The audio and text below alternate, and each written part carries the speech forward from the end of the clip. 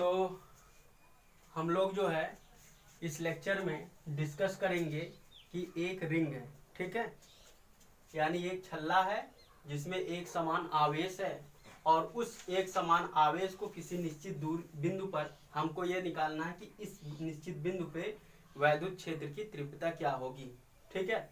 तो हमको क्या करना है, पूरे रिंग का यानी पूरे छल्ले का क्या निकालना है, किसी निश्चित दूरी पर वैद्युत क्षेत्र की तीव्रता, और इसमें जो आवेश हैं वो एक समान आवेश हैं। तो माना कि एक समान जो आवेश है, माना एक समान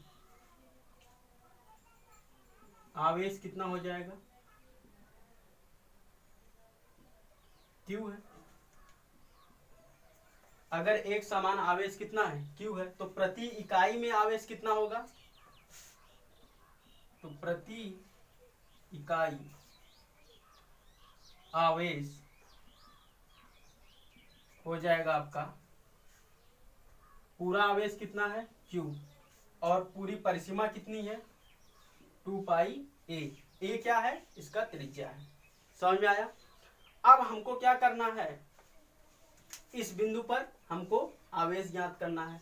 तो हम लोग क्या करते हैं, यहाँ से एक छोटा सा टुकड़ा काट लेते हैं, यहाँ से डीएल लेंथ का, और इस बिंदु पर हम क्या करते हैं, वैद्युत क्षेत्र की तीव्रता निकालते हैं।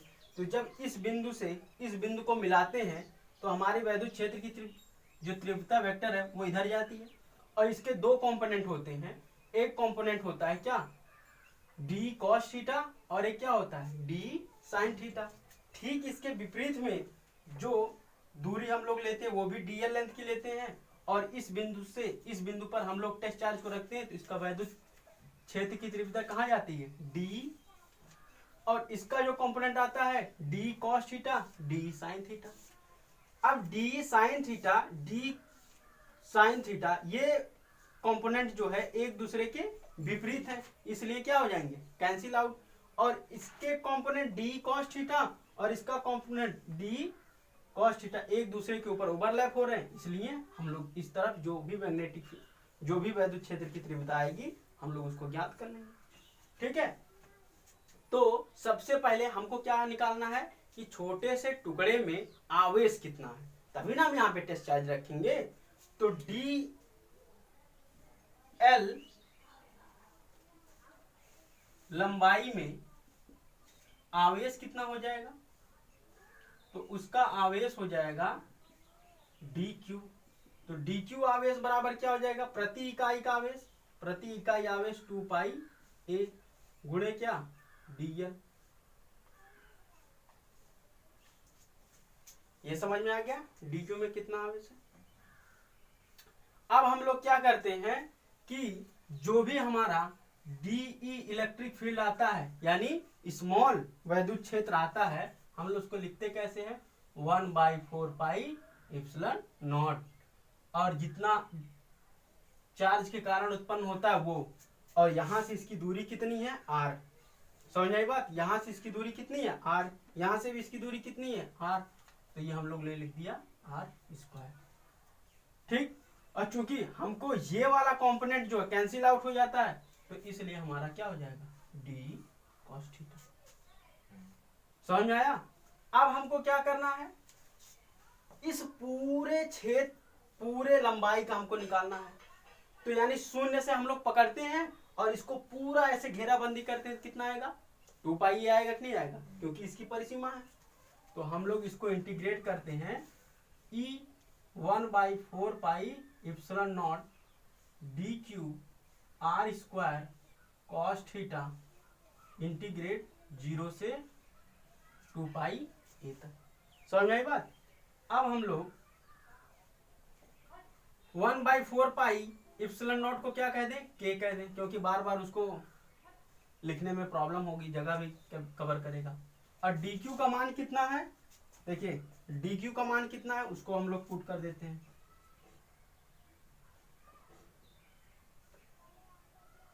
डी क्यू का मान है Q/2 पाई ए इंटू डीएल,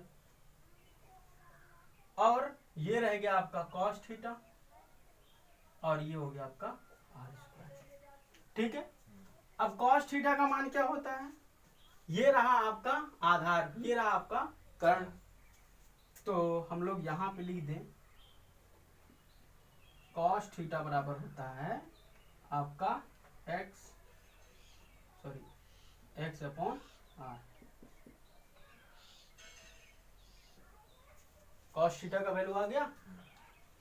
तो अब हम लोग सारी वैल्यूज को पुट कर देते हैं। E बराबर 0 से 2 पाई a के Q 2 पाई a dl। अब देखिए यहाँ पे r का मान क्या हो जाएगा, r बराबर यहाँ से दूरी कितनी है x, ये इसका त्रिज्या कितना है a, तो यानी r बराबर भी आप लोग लिख सकते हैं क्या, x square plus a square का रूट अंडर। ठीक है, तो आप लोग इसको भी लिख सकते हैं एक्स स्क्वायर प्लस ए स्क्वायर का 1/2। ठीक है, अब यहाँ पे कॉस थीटा को क्या लिख सकते हैं, देखिए ये कॉस थीटा है ना, कॉस थीटा को आप क्या लिख सकते हैं, एक्स अपॉन आर। अब जो इसके लिए वेरिएबल होगा वो अंदर रहेगा, बाकी जितने कांस्टेंट पार्ट है सब बाहर हो जाएंगे। तो हम लोग क्या कर दें, E बराबर K into Q 2 pi a, ठीक है, x इंटू आर, उसके बाद 1 upon x square plus a square 1/√2। अब इंटीग्रेट क्या होगा, dl 0 से 2 पाई a, ये दिख रहा है। अब इसको हम थोड़ा यहाँ शिफ्ट करके लाते हैं इसी सवाल को। E बराबर हो जाएगा K का मान कितना है 1/4 पाई एप्सिलॉन नॉट, और क्या है Q upon 2 pi a, x r x square plus A square का,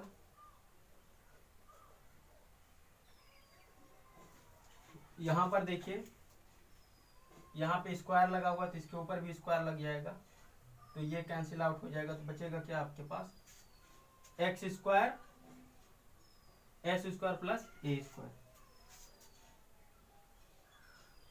अब इसका इंटीग्रेट होगा, डीएल का इंटीग्रेशन होगा तो क्या मिलेगा, एल 0 से 2 पाई ए तक, ये दिख रहा है।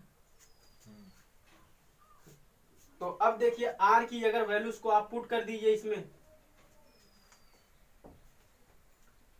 आर की वैल्यू को अगर आप पुट कर दीजिएगा तो 1/4 pi epsilon naught Q upon 2 pi A, R का वैल्यू का मान कितना होता है आर स्क्वायर प्लस ए स्क्वायर। तो आप यहाँ पे देख लीजिए आर बराबर आपका होता है एक्स स्क्वायर प्लस ए स्क्वायर। ठीक है, तो अगर r मल्टीप्लाई किससे हो जाएगा, एक्स स्क्वायर प्लस ए स्क्वायर से मल्टीप्लाई हो जाएगा, तो r का मान कितना है एक्स स्क्वायर प्लस ए स्क्वायर का, r का मान है एक्स स्क्वायर प्लस ए स्क्वायर मल्टीप्लाई हो जाएगा एक्स स्क्वायर प्लस ए स्क्वायर से, तो आपका वैल्यू कितना हो जाएगा, ये मल्टीप्लाई हो जाएगा तो एक्स स्क्वायर प्लस ए स्क्वायर √3/2 हो जाएगा, क्योंकि इसका पावर कितना होता है 1/2 और इसका पावर कितना होता है 1, तो 1 प्लस 1/2 का पावर हो जाएगा कितना 3/2, इसलिए पावर कितना हो जाएगा 3। तो इसका आर की वैल्यूज को हम लोग एक्स स्क्वायर प्लस ए स्क्वायर रख दें तो हमारा x upon x square plus ए स्क्वायर 3/2, और एल में वैल्यू को रख दें तो 2 पाई ए, देखिए 2 पाई ए कैंसिल आउट हो गया।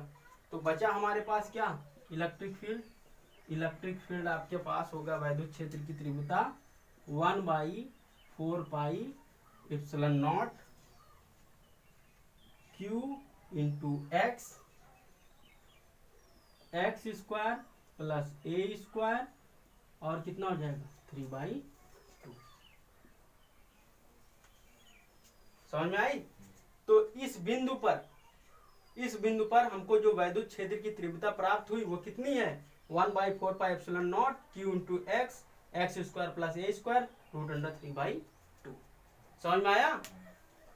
यानी अगर एक समान हमको आवेश किसी छल्ले में दिया गया हो, एक निश्चित दूरी पे हमको क्या निकालना हो?